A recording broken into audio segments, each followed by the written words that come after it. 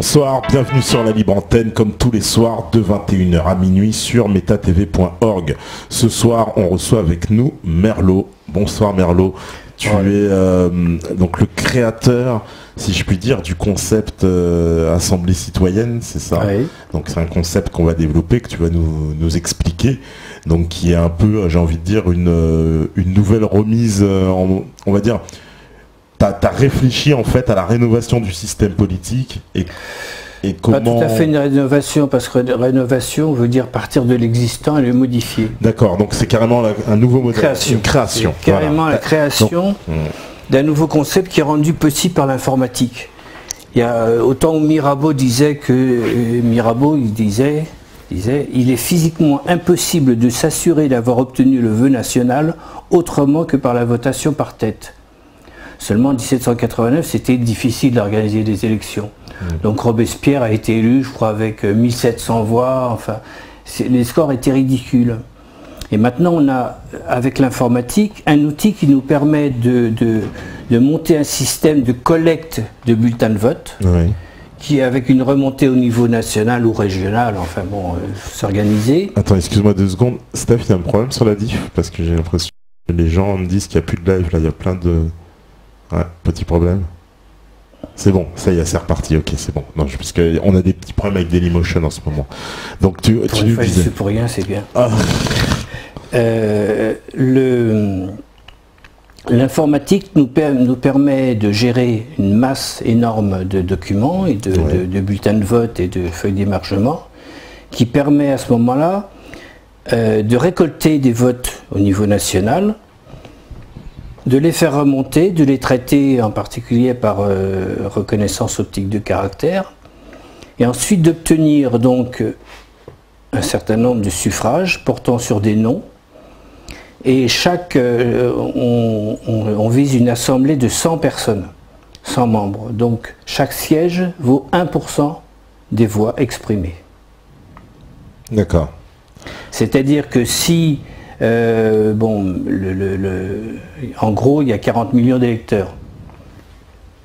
Dans un premier temps, évidemment, les 40 millions de personnes ne vont pas voter. On va tout de suite être 100 000, 200 000 à saisir le concept et à voter. Mais ensuite, les autres suivront.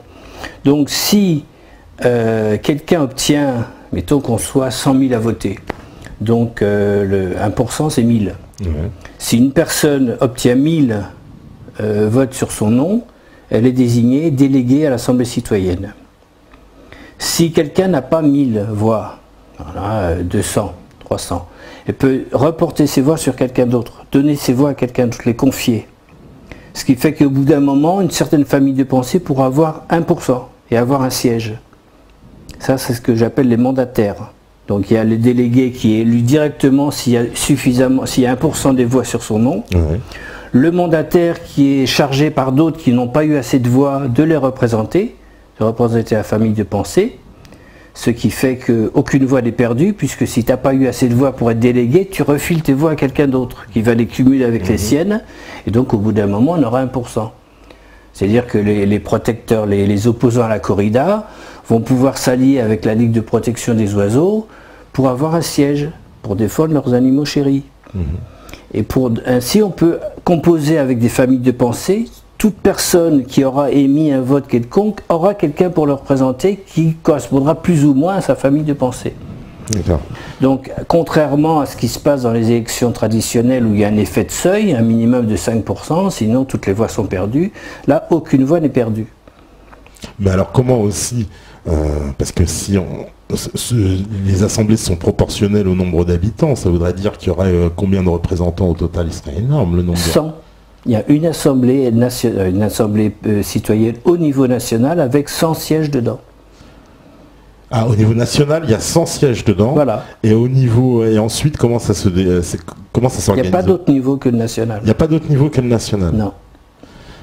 Alors il y aurait 100 sièges, alors ça veut dire que déjà ça fait beaucoup moins de députés que ce qu'il y a aujourd'hui, puisqu'ils sont 500, oui, le principe c'est venu lors d'une réunion avec Étienne Chouard qui était dans les Alpes, je ne sais plus où, un village de résistance, et je me suis dit qu'effectivement il y avait une centaine de personnes et que c'était le bon nombre. Ça peut se réunir dans une salle des fêtes d'une petite mairie de campagne, Ça peut se réunir n'importe où et à 100 on peut parler.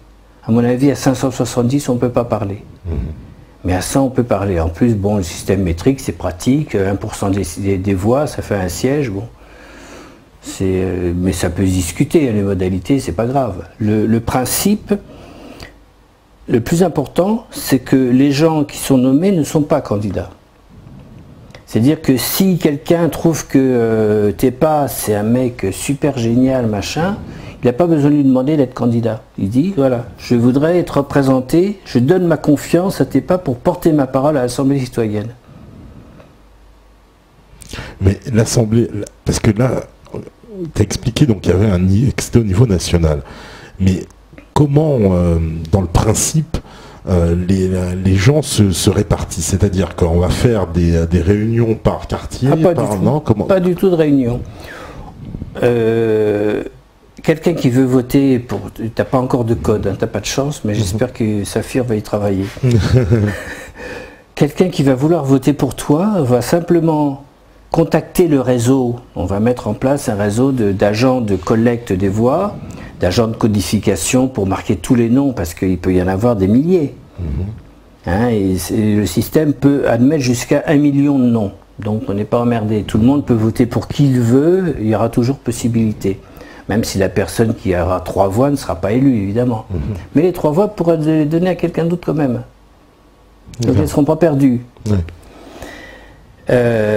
Donc la personne va connaître ou entendre parler d'un agent de collecte de suffrage et va aller le voir. L'agent de collecte de suffrage relève le numéro de la carte d'identité de la personne. Ça fait foi de carte d'électeur. Donne à la personne un récépissé pour dire que tel jour, à telle heure, avec tel agent de collecte, elle a émis un vote, mais on ne dit pas pour qui. Donc ça, c'est le récépissé qui est donné à la personne. En même temps, on envoie un bordereau d'émargement au système disant que tel jour, à telle heure, auprès de tel agent de collecte, une personne la personne qui a ce numéro de carte d'identité a voté, mais on ne dit pas pour qui. Et un autre bulletin qui est le bulletin de vote part dans un autre circuit pour dire que tel jour, à telle heure, avec tel agent de collecte, il y a eu un vote émis en faveur de telle personne, sans connaître le numéro de carte d'identité. Donc personne ne peut jamais savoir qui a voté quoi. Voilà, c'est au niveau de la sécurité, de la confidentialité du vote. Le bulletin de vote part par un circuit, le bordereau d'émargement part par un autre, ça évite les magouilles. Par exemple, si on confie les bordereaux d'émargement au parti de gauche et les bulletins de vote au Front National, on est à peu près sûr qu'il n'y aura pas de magouille entre les deux. Donc ça assure la crédibilité du vote. Donc il suffit qu'on ait un maillage suffisamment important, que ce soit au niveau géographique, ou que ce soit au niveau syndical, ou au niveau des partis politiques, ou n'importe quoi, pour faire remonter les bulletins de vote et les bordereaux d'émargement au centre de traitement. Donc il n'y a pas besoin d'avoir ni des bureaux de vote, ni des organismes spécialisés, ni des dépouillements. C'est un système qui est permanent. Il y a des flots de bulletins de vote qui montent et de bulletins d'émargement. Et au fur de temps en temps, tous les mois par exemple, on renouvelle, on refait des calculs pour renouveler l'Assemblée citoyenne. Ah, tous les mois, c'est pas un peu instable ça? Ça peut être toutes les semaines. Ça peut être en continu. Ça peut être tous les ans. Ça peut être comme on veut. Ouais, mais comment ça peut...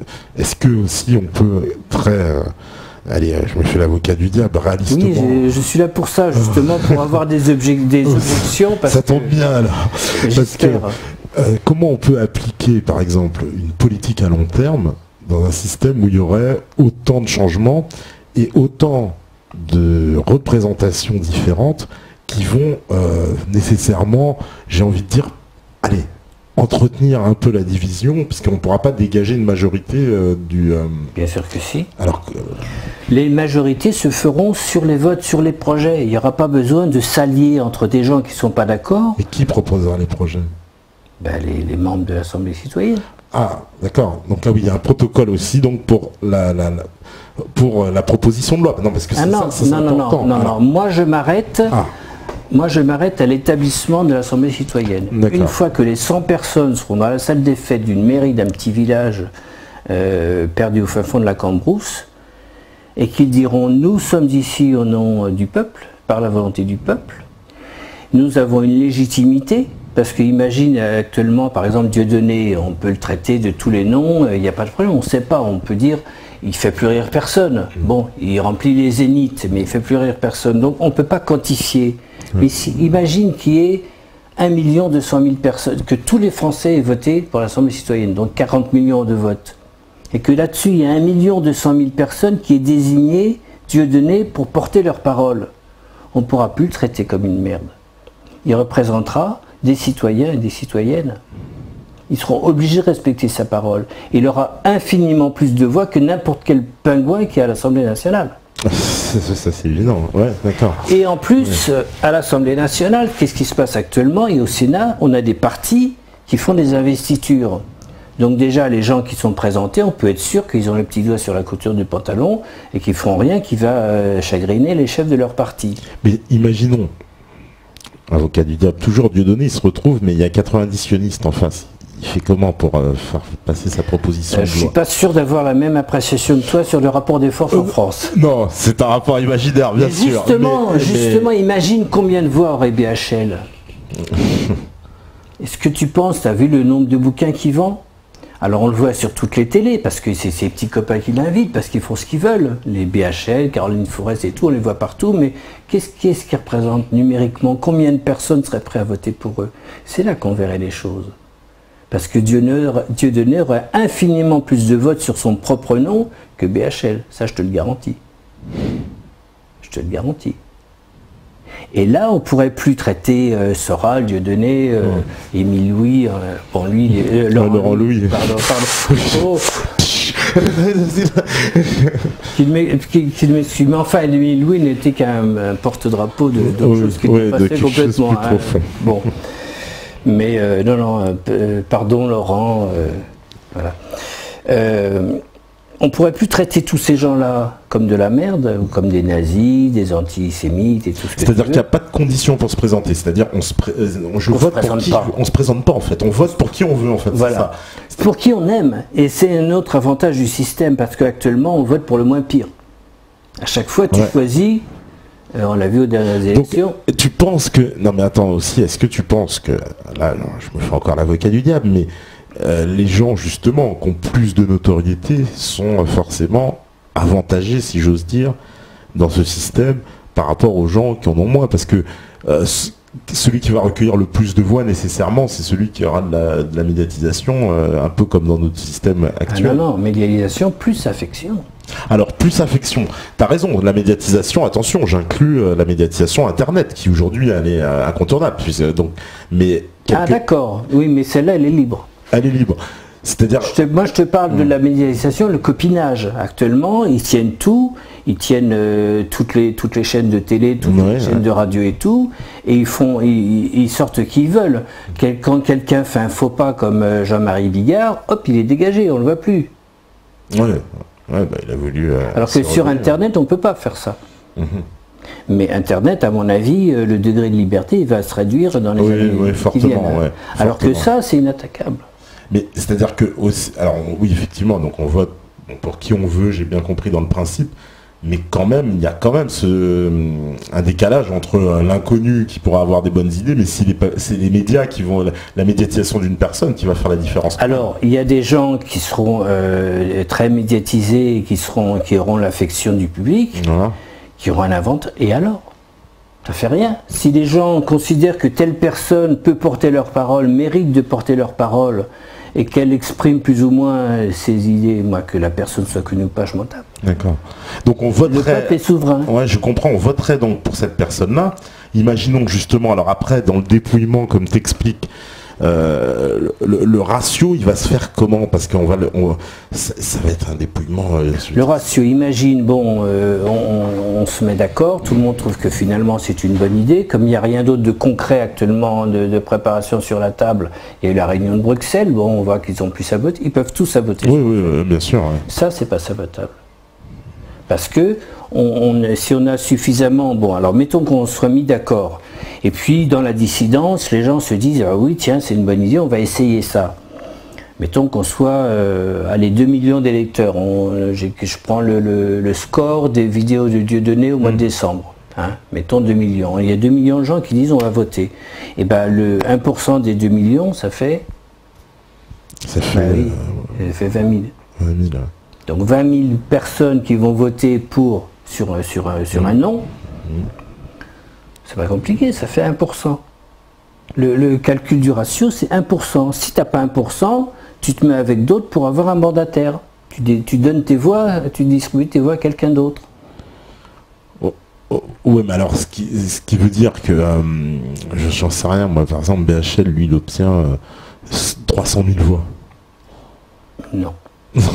Bon, j'exagère. Mais quand même, imagine. Non, justement, c'est ça qui est intéressant, c'est que ces gens-là, en fait, c'est du vent. C'est des baudruches. Si tu perds, si ça explose, il n'y a rien. Parce que derrière, il n'y a pas de réalité populaire. Non, mais le lobby qui n'existe pas, il peut très bien faire, je sais pas, en sorte justement d'amener, de porter un candidat. D'amener les gens, de dire, vous allez donner votre numéro de carte d'identité, vous allez voter pour BH. Et alors, ça fait rien. Si les gens sont sionistes, et ils votent pour BHL, ça ne me dérange pas. Enfin, ça me dérange... bon... c'est pas ma tasse à la de fin, thé. on peut quand même se retrouver avec aussi des On se retrouve avec l'image du peuple. Moi, je ne cherche pas, parce que ça serait voué à l'échec directement, à faire un truc qui soit de la dissidence. Je cherche à faire une assemblée citoyenne du peuple français. Mais comment est-ce qu'on arriverait au pouvoir pour établir, parce que là... on arriverait au pouvoir. Là, parce que là, tu sautes plusieurs étapes, là. Hein. Ah non, c'est l'étape qui précède pour moi, parce que pour établir ça, il faut quand même changer la Constitution. Pas du tout. Ah bon ? Pas du tout. Les gens vont donner à quelqu'un qui serait d'accord avec le système leur numéro de carte d'identité et vont donner le code de la personne pour qui ils votent. Il n'y a pas besoin de constitution, il n'y a pas de... Tu t'inscris pas sur des listes électorales, tu as une carte d'identité. Tu es électeur. Oui, mais l'élection, pour qu'elle soit, elle ne sera pas reconnue. Elle est reconnue, mais on s'en fout qu'elle soit reconnue, puisque nous, on saura que les gens, il y a un vote par personne, parce qu'il y a une carte d'identité. Ouais. Et en plus, le fait qu'on vote avec la carte d'identité, ça permet un autre truc qui est très intéressant, c'est de voter aussi souvent qu'on veut, où on veut, quand on veut. Et le vote, ton vote remplace le précédent. C'est-à-dire qu'avec les bulletins de vote qui arrivent, tu dis, ah bah machin il a dit des conneries, j'avais voté pour lui, mais je ne vais plus voter, maintenant je vais choisir l'autre. Ou alors machin il a donné ses voix à un truc et ça ne me plaît pas, donc je vais voter pour l'autre. Le lendemain, tu vas voter pour quelqu'un d'autre. Au niveau informatique, ton dernier vote remplace le précédent. Oh, mais ça nécessite des moyens à mettre en place où tu vas mettre. Ça nécessite des moyens. Il y a 3 bouts de papier à établir par vote. Il y en a un qui part, voilà, il part type un bout de papier format A6. Oh, il va falloir imprimer du papier. Mais non, ça peut s'écrire à la main.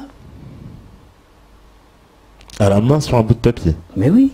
La reconnaissance optique des caractères. Alors évidemment, après, il y a de la saisie pour les numéros Ah bah oui, là, tu es dans l'objection concrète que c'est pas en claquant ça qu'on va le faire, c'est clair. Ouais.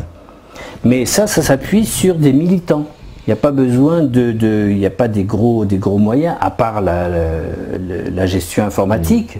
Bon, moi, je suis un ancien informaticien, donc c'est sûr qu'il faut une équipe, il faut des gens... Il n'y a rien de compliqué. Hein. Mais à l'échelle de la France, quand même, c'est énorme. C'est pas de la petite gestion. Ah non, le programme, il est minuscule. Oui, mais la gestion du... ceux qui connaissent...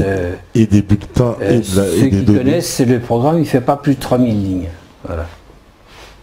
Ouais. Il n'y a pas de difficulté majeure. L'analyse fonctionnelle est complètement réalisée. Il ne reste plus que l'organique et c'est pas compliqué.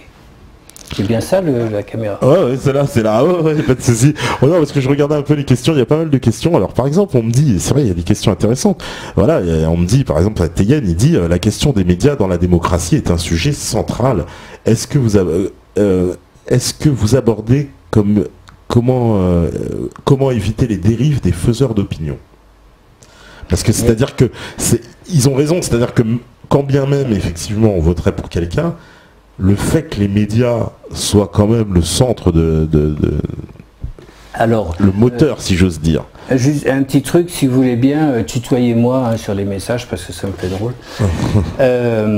Dans un premier temps, bon, moi je suis de gauche. Hein, je ne suis pas un antisémite, nazi, machin, comme vous êtes tous. Vous êtes dangereux. C'est pour ça que l'avocat du diable, ça te va bien. Ah ouais, l'avocat du diable, ils adorent me troller avec ça. Donc, mais je suis quand même de la dissidence. Hein, voilà, et je suis lucide sur pas mal de choses.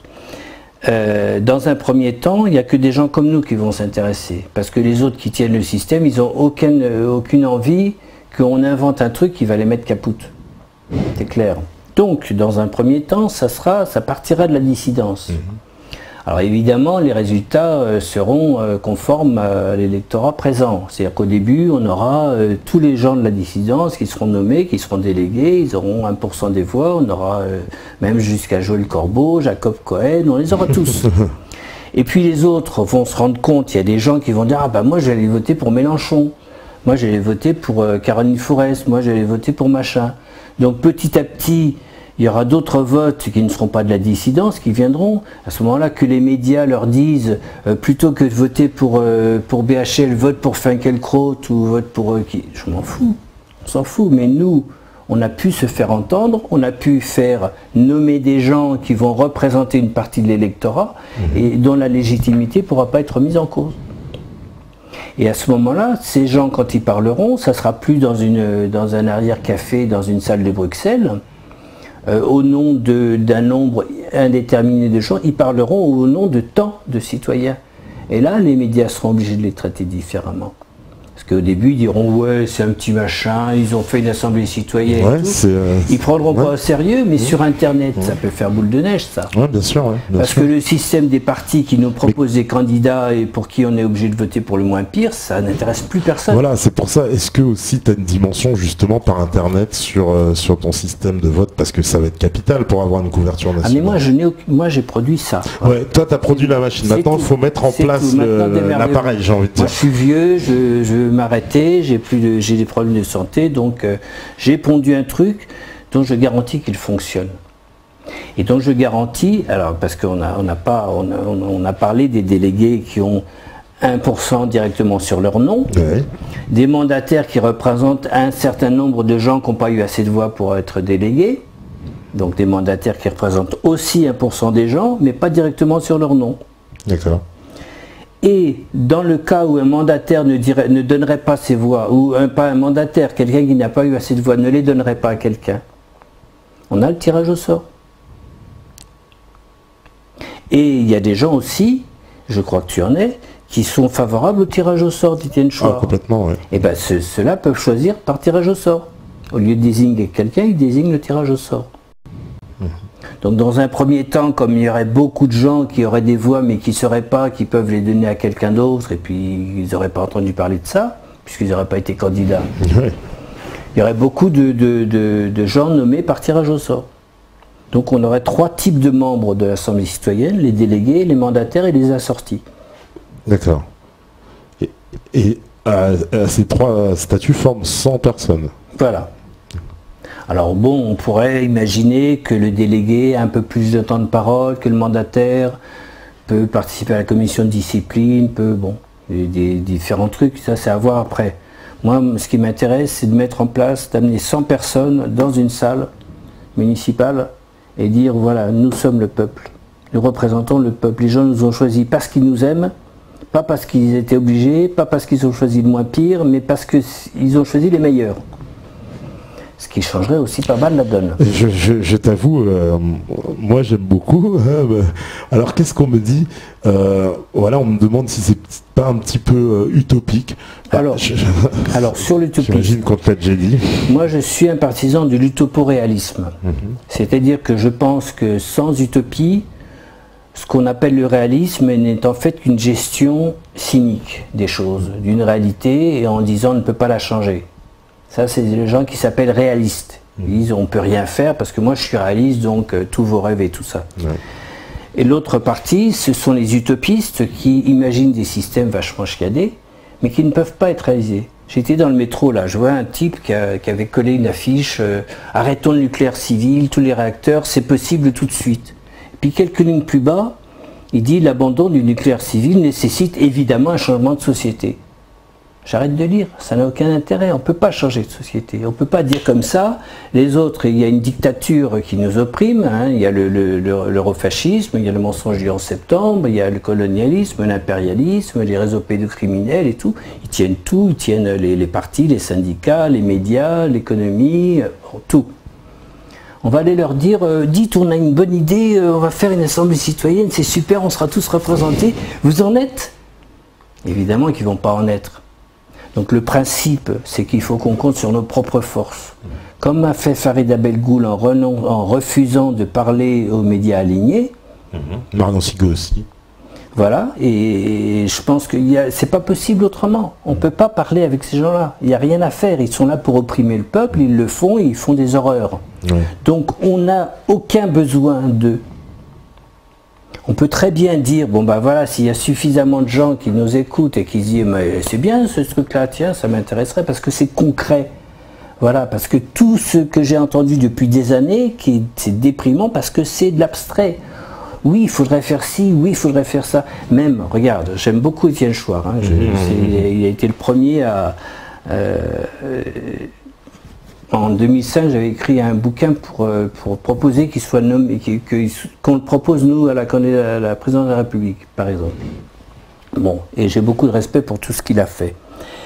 Mais le principe du tirage au sort, c'est très bien. Bon, je ne sais pas combien vous êtes à être partisan de ça, 5%? Je ne sais pas, il y en a pas mal maintenant, je pense, oui, mais... 10%? Ouais, peut-être, voilà. 15? Allez, je t'en mets 20. Je t'en mets 20.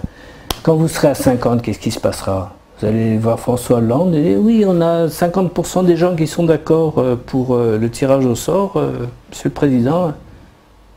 Et, on ne peut pas leur demander de se saboter, de se saborder. Donc même si vous étiez une majorité à être favorable au tirage au sort, ça ne se ferait pas. Parce que les gens qui ont le pouvoir de changer la Constitution ne le feront pas. On a bien vu en 2005, on était 55% à voter non. Ouais. Ils se sont assis dessus, littéralement. Non seulement ils se sont assis dessus, mais on s'est laissé imposer en 2007 un deuxième tour avec 2 européistes, et en 2012 un deuxième tour avec 2 européistes.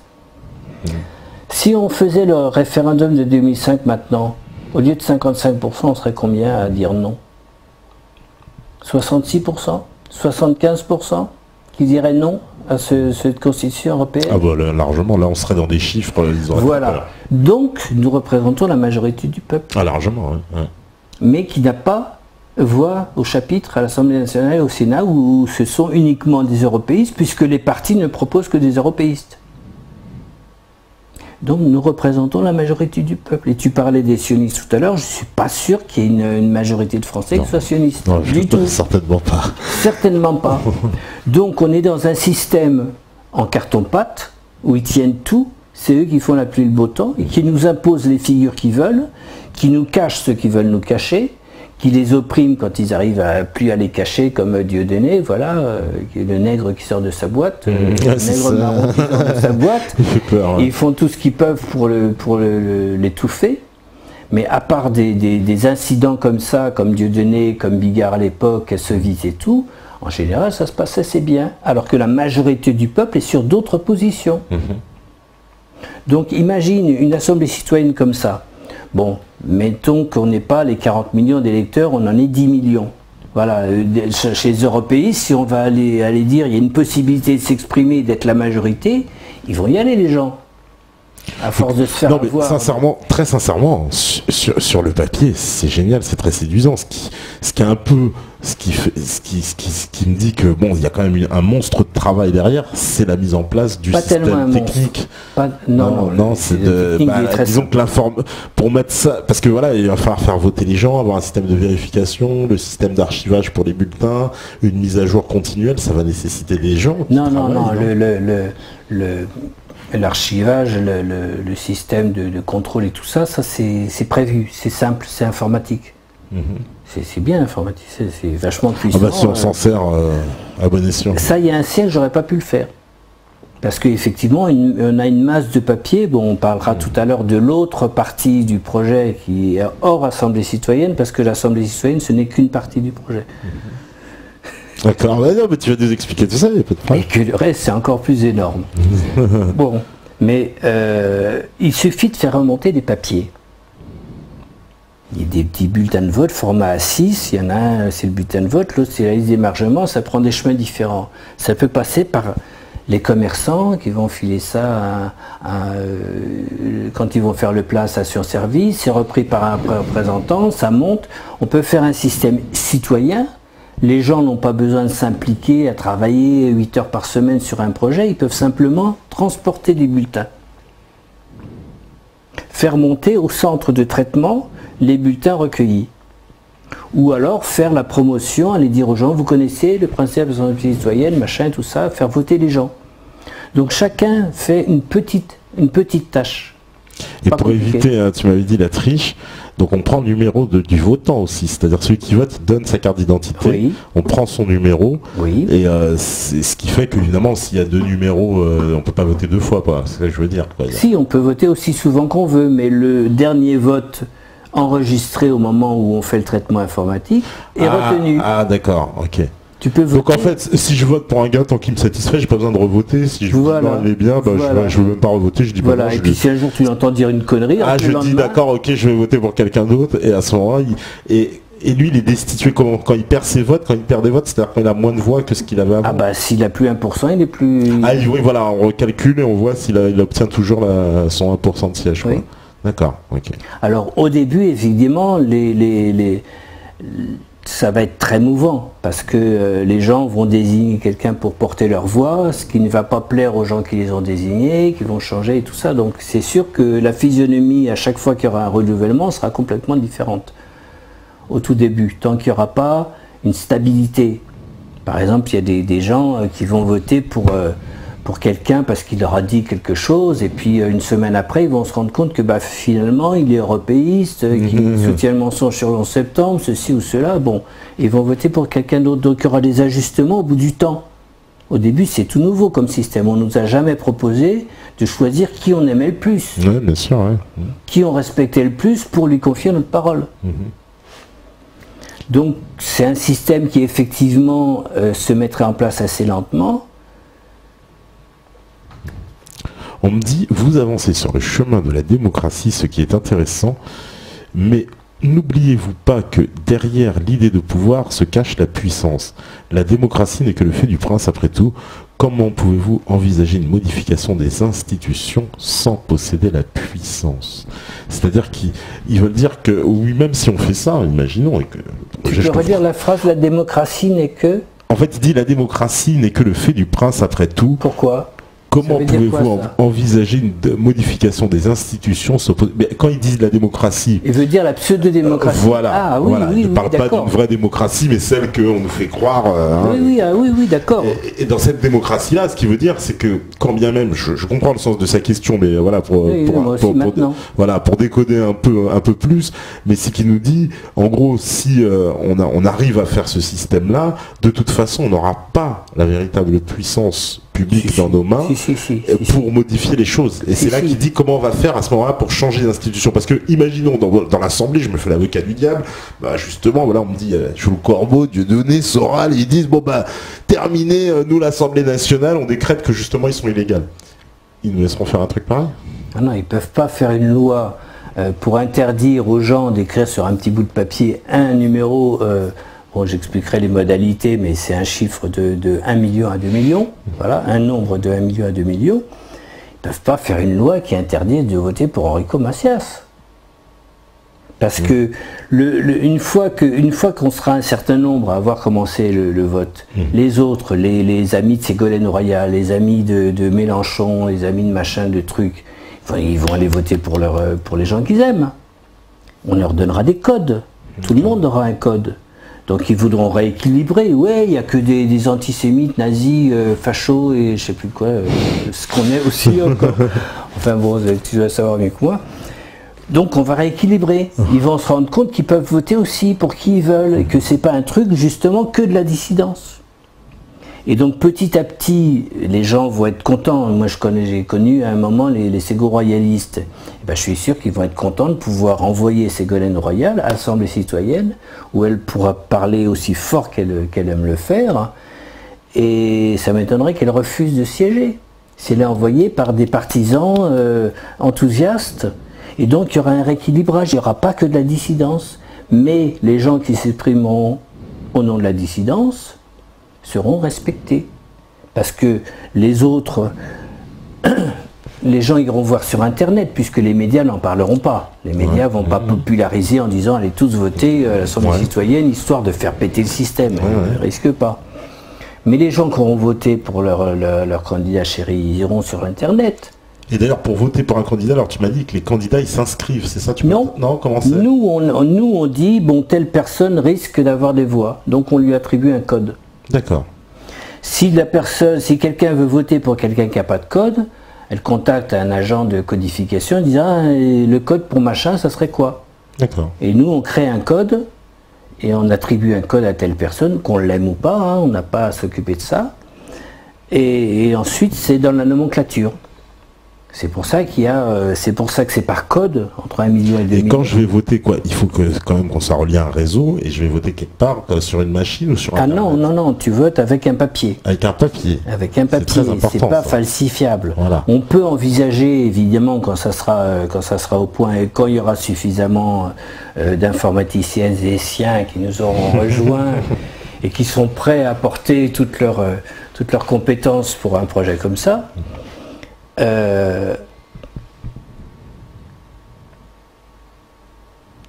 C'était sur quoi? Sur les votes, parce que toi tu m'as dit qu'on votait avec un papier, donc il n'y a pas, en fait, c'est pas un vote électronique. Effectivement, quand on sera assez au point, on pourra faire un vote double, parallèle, avec toujours, la possibilité de vérifier les votes papier et tout ça. Mais voilà, parce qu'on me dit, alors immédiatement, c'est vrai, il y a des questions, voilà, on me dit petite question technique, que se passe-t-il si quelqu'un reçoit par exemple 8% des voix? Il y a quelqu'un qui est ultra plébiscité. Eh ben, il a 8 sièges à sa disposition, il envoie qui il veut pour. Alors, il est obligé de nommer quelqu'un, c'est ça ou Non, il peut être tout seul, il représente 8 voix lui tout seul. C'est les assemblées à déterminer ça, je ne suis pas allé jusque-là, ça ne m'intéresse pas ça. Moi, ce qui m'intéresse, c'est de constituer l'assemblée. Après, elle se démerde. Je pense que les 100 personnes, une fois qu'elles sont rassemblées, elles n'ont pas besoin que je leur dise vous devriez faire ci, vous devriez faire ça. Elles auront été nommées par le peuple, seront conscientes de leurs responsabilités et feront comme une assemblée légitime. Elles prendront toutes leurs décisions.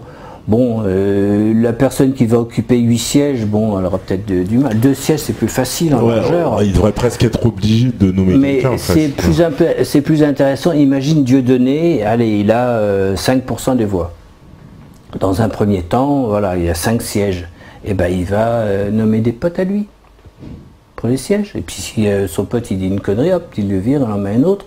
Ça permet d'avoir des gens qui vont s'exprimer au nom d'un courant, d'une famille de pensée, et qui vont se faire connaître. Et qui vont se rôder et qui vont comme ça participer au débat. Et justement baisser un petit peu ce védettariat. Mais en même temps, ce védettariat, il est intéressant parce que quelqu'un qui est très connu et très populaire va avoir beaucoup de sièges et à ce moment-là, il peut constituer un groupe qu'on peut considérer comme un groupe politique. Mais il peut lui-même monter une équipe avec des gens qui vont aller se rôder en s'affrontant à Caroline Fourest, à Finkielkraut, à tous ces gens-là. Oui, parce qu'ils auront cette légitimité, en tout cas, de cette assemblée citoyenne. Voilà, et on ne pourra pas leur dire, toi, tu es un nazi. Oui, voilà, tu ne représentes rien, etc. Et ce que je pense, moi, c'est que quelqu'un comme Dieudonné aura beaucoup plus de voix que les sionistes qu'on nous imposera, qui seront eux des mandataires. Soral, certainement, sera délégué. Il aura plus de, si tous les Français votaient, plus de 400 000 voix. Dieudonné beaucoup plus que 400 000 voix. Alors que BHL, je suis sûr qu'ils n'auront pas. Parce qu'en plus, bon, il y a le principe, un des principes de départ, c'était d'obtenir une assemblée qui soit intégralement proportionnelle, qui représente effectivement l'état réel de l'opinion. Ouais, ouais. Sauf que il y a des gens qui vont voter pour un parti, mais il n'y en aura pas beaucoup. Les gens vont surtout voter pour quelqu'un qui ne sera pas forcément relié à un parti. Pour donner un exemple, je ne l'ai pas sous les yeux, mais les gens qui ont été réellement nommés, parce que j'ai demandé pour qui tu voterais, si on faisait ce truc et tout. Marie-France Garot, Asselineau, je vais être content. Brigitte Fossé. Ah oui, parce qu'on ne peut voter que pour une personne aussi, hein, c'est ça. Ah oui. Ouais, ça c'est très important. Ouais. Il y a Brigitte Fossé, il y a Eva Joly, il y a Jean-Luc Mélenchon, il y a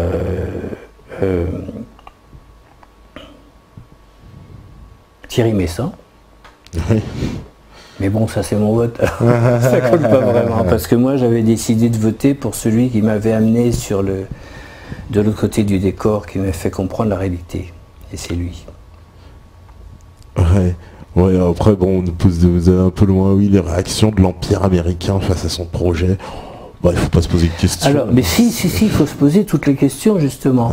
Parce que ce qui me paraît important dans un projet comme ça, c'est qu'il ne soit pas sabotable. Ils ne peuvent pas interdire aux gens d'écrire des petits bouts de papier, de se faire passer des petits bouts de papier. À partir du moment où ces bouts de papier n'appellent pas à renverser le gouvernement légitime, machin, il y a juste un nombre de 1 million à 2 millions qui représente une personne. Mais comme cette personne peut être Mireille Mathieu, Enrico Macias ou BHL ou Finkielkraut, ils ne peuvent pas faire une loi pour interdire les gens, c'est de changer les bouts de papier avec écrit dessus un nombre. C'est difficile. D'accord, ouais. Ils peuvent essayer de faire interdire cette assemblée de se réunir. Oui, voilà, par exemple. Et bien, se réunira par Internet. Qu'est-ce qu'on a besoin de se réunir physiquement?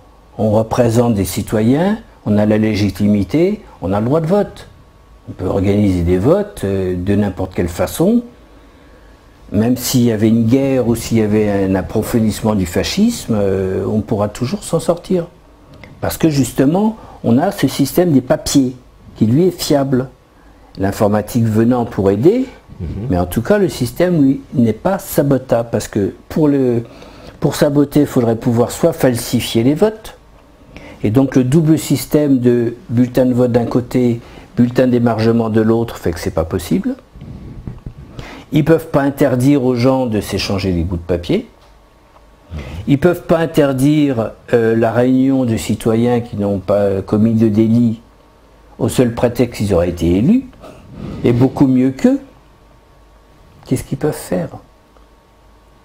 Parce que c'est pas l'Empire américain qui va attaquer, ça sera en France. Ça sera les représentants de l'Empire en France.